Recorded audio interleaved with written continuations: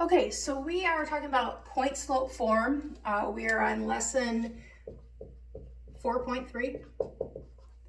And point slope form is y minus y1 equals m times x minus x1. So here we're given a point, 2, 3. And in this formula, this is our x1 and this is our y1. Remember, this is a point. Points are alphabetical x, y. M is our slope and it's -1/2. So we're just going to fill in this formula using these numbers. So y minus 3 equals -1/2 times x minus 2. We're just filling in for y1, x1, and m. We're done. This is the answer in point slope. Here's another one. So y minus, this is x1, y1, y minus 4 equals m is 4 times x, it would be minus -1, which becomes positive. So it's really just plus 1, and we're done. So if it's a negative number, it's going to be plus because the original formula is minus on both sides. Okay, so here's another one. So y minus 2 equals -5/3 times x minus 0. And we're done. Here again, we're filling in. This is x1, this is y1. And it's a minus 2, so it's going to be plus. Y plus 2 equals m is 0 times x minus 4.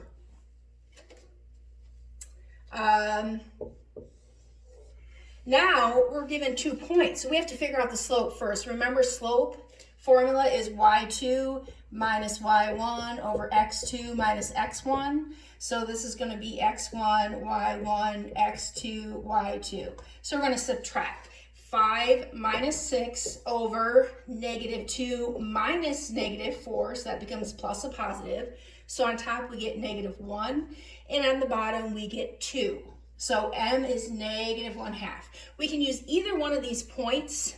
That's a 5. We can use either one of these points to fill in for the point slope formula. So let's just use the first one. So y minus 6 equals -1/2, that's our m, times x plus 4 because it's a negative. And now we're done. When we're given the sets of points, we got to find the slope first. They didn't give us m, we have to find that. So this is x1, y1, x2, y2. So we use this y2 minus y1 over x2 minus x1. So 3 minus -7, so that becomes plus a positive, over 1 minus -1, that becomes plus a positive. So we get 10 over 2, which equals 5. So our m is 5. We can use either one of these points. Let's use the second point this time. So y minus 3 equals 5 is our m, our slope, times x minus 1. I used that x and that y.